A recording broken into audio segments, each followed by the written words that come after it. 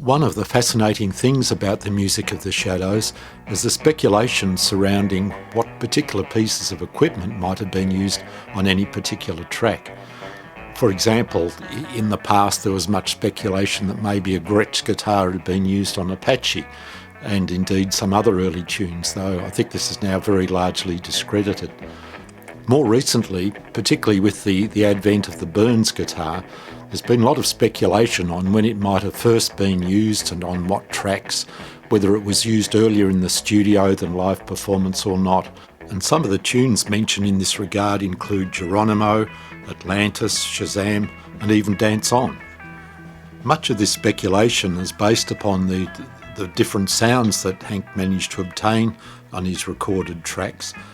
Although here, of course, it's complicated by the fact that, as well as the possibility of different guitars, there were changes in the other equipment, such as the amplifiers, and also introduction of various studio effects during the recording.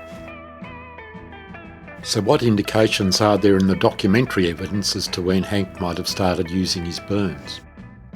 There are some snippets of information in publications like Shad's Facts and the special edition, The Shadows, The Burns Years, and also the book Pearls and Crazy Diamonds, which covers 50 years of Burns guitars from 1952 to 2002.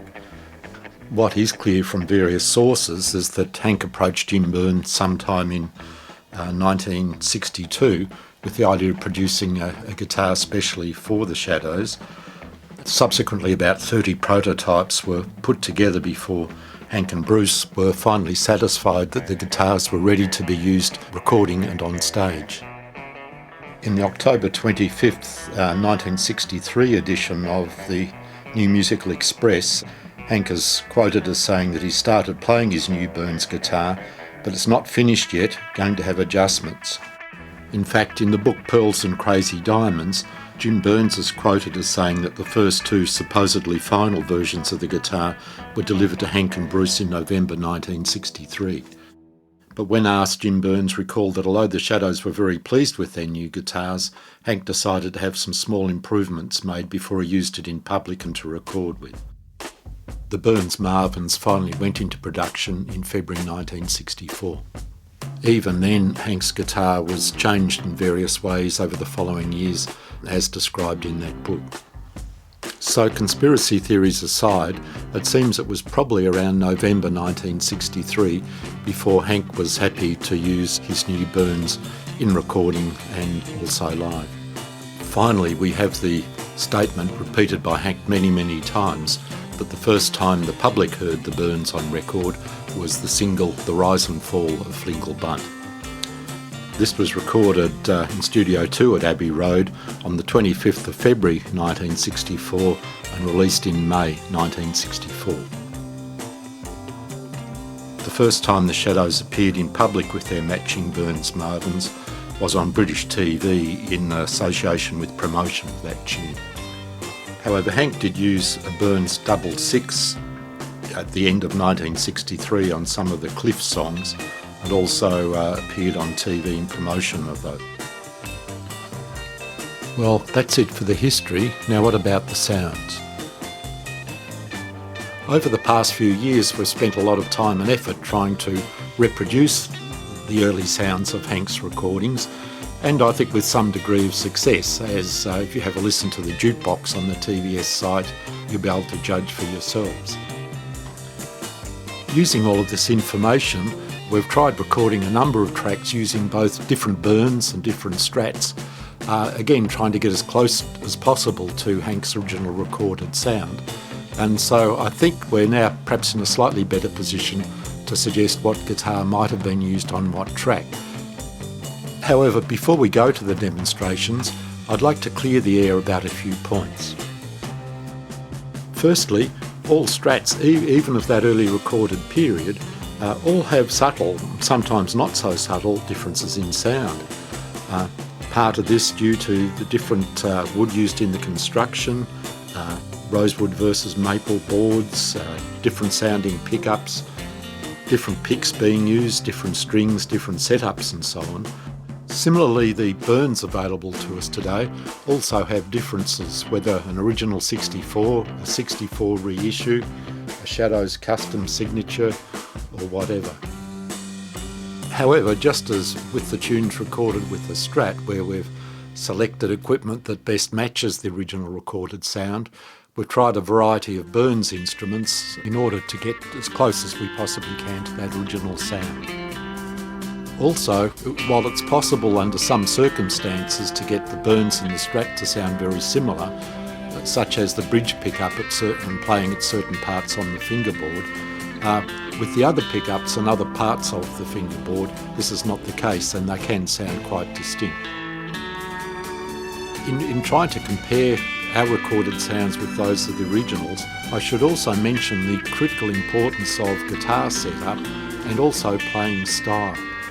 The setup affects how percussive the sound can be, how choked the strings are, and Hank's unique picking style, where he often uses up picking in preference to down picking, also gives a very characteristic sound, and so it's important to try and reproduce these as well. And so now let's listen to various tunes recorded with both Strats and Burns and see where we think the changeover might have occurred. I won't go back as far as Atlantis for a couple of reasons. Firstly, it was recorded in '62, long before the Burns apparently were used by Hank, and indeed on various occasions Hank has said quite categorically that the guitar used on Atlantis was a Fender Strat. Also, if you listen to our version of Atlantis played on the Strat on the jukebox, I hope you'll agree that it is indeed fairly close to the original. That brings us to Shazam, recorded on 4th of August in 1963. For our version of this, I used my trusty 2004 American Strat with CS54 pickups and also a 50th anniversary Burns Marble. The version posted on the TVS jukebox is actually the Burns version, mainly because I think I played this a bit better than I did with the Strat.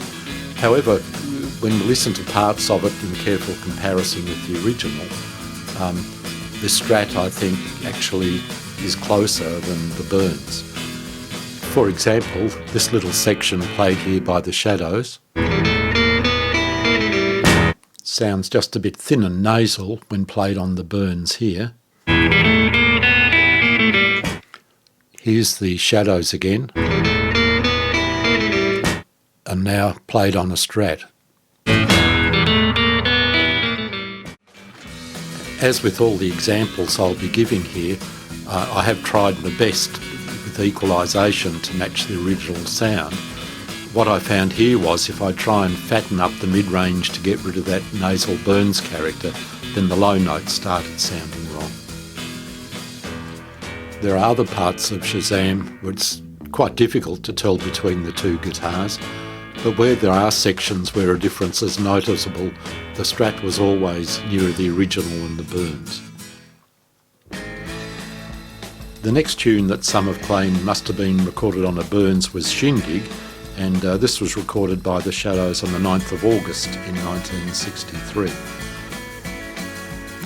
Here again I used my Strat, but I found it necessary to use the neck plus bridge combination rather than the middle pickup to get really close to the original.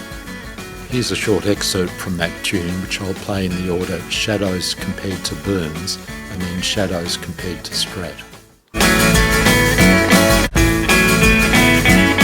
There I think the Burns sounds just a little bit dry and nasal. And there I think the Strat better captures that fuller, more rounded sound of the original.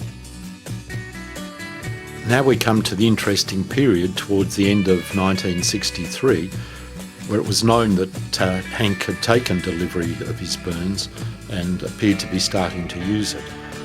The first recordings from this era were done in 1st of November 1963, Theme for Young Lovers and Walkin', recorded at the same session at Abbey Road. Here I have to confess that for Theme for Young Lovers, I think it's very hard to tell from the sound alone whether a Strat or Burns was used on the recording. For example, here is the Shadows, then the Burns, and then the STRAT.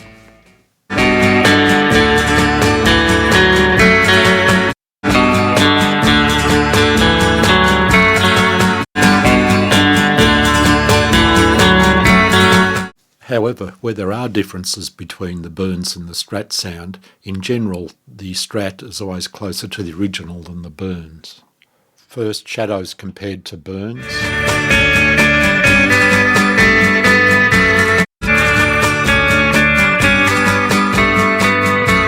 And now Shadows compared to STRAT.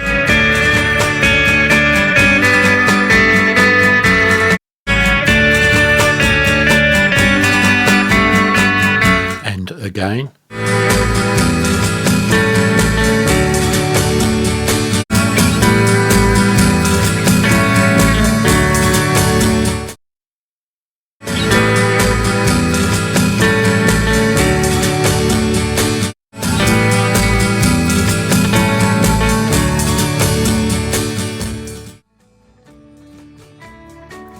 However, these differences are really quite small and probably no more than you'd expect from different strings and different playing techniques. Also, since Theme for Young Lovers was released in March 1964, a couple of months before Rise and Fall of Fingal Bunt in May 64, and given Hank's statement that the first public airing of the Burns was the Rise and Fall, my guess is Theme for Young Lovers was probably recorded on a STRAT. The other tune recorded in that 1st of November 63 recording session was Walkin', and here I think the story is quite different. This is because for the STRAT I had to use quite different amplifier settings to get the high parts and the low parts both sounding close to the original recordings. The high parts done with the bass and treble on maximum, and then an intermediate setting for the lower parts. And also because I haven't got even close to Hank's playing style for these parts, and that does influence, I think, the sound of the sample. Here again, the order is Shadows compared to Burns, and then Shadows compared to STRAT.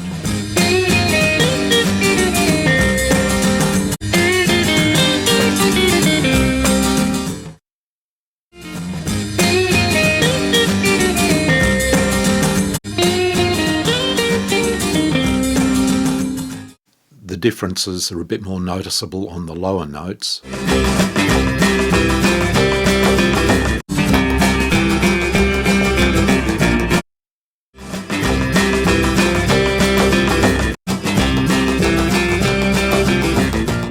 But in this section, the Burns really nails the sound.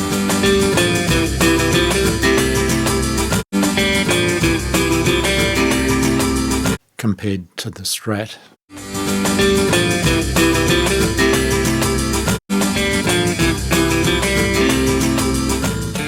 To my ear at least, I think the Shadows-Burns pairs are much closer in sound than the Shadows-Strat pairs are. Overall, I lean toward this tune, Walkin', probably being recorded with the Burns. That's not inconsistent with Hank's statement that the first public airing of the Burns Marvin was Rise and Fall of Fingal Bunt, since Walkin' in fact wasn't released until July 1964, a couple of months after the Rise and Fall of Fingal Bunt. The next significant recording session of the Shadows was on the 11th of February 1964, and here we're clearly into Burns territory, with some further tracks being laid down for that wonderful album Dance with the Shadows. Previously in August 63, 3 tracks had already been laid down. They were Blue Shadows, Dakota and French Dressing, but these were all almost certainly recorded with the white Strats that the Shadows were using at the time in Jubilee Hall at Blackpool. The remaining tracks for that album, laid down over a couple of weeks from the 11th of February 64 onwards, all have the characteristic Burns sound. There are a couple where you can come very close to that sound with a Strat, notably Tonight and High and Mighty, but my guess is those remaining tracks are all recorded with the Burns. Then of course on February the 25th, 1964, the iconic Rise and Fall of Fingal Bunt was recorded, and subsequently released in May 1964. So what do we conclude from all of this? Based on all the information to hand and comparison of the sound files, my best guess is that the Burns Marvin was possibly first used on recordings on Walken, recorded November 1963, but not released until later on in July 1964. As Hank has said many times, it first appeared in public on the single The Rise and Fall of Lingelbund, released in May 1964, and in most tracks of the album Dance with the Shadows, which was also released in May 1964. This result is completely consistent with the conclusions of Tony Hoffman on the same subject, given in his excellent little booklet, The Shadows, the Burns Years.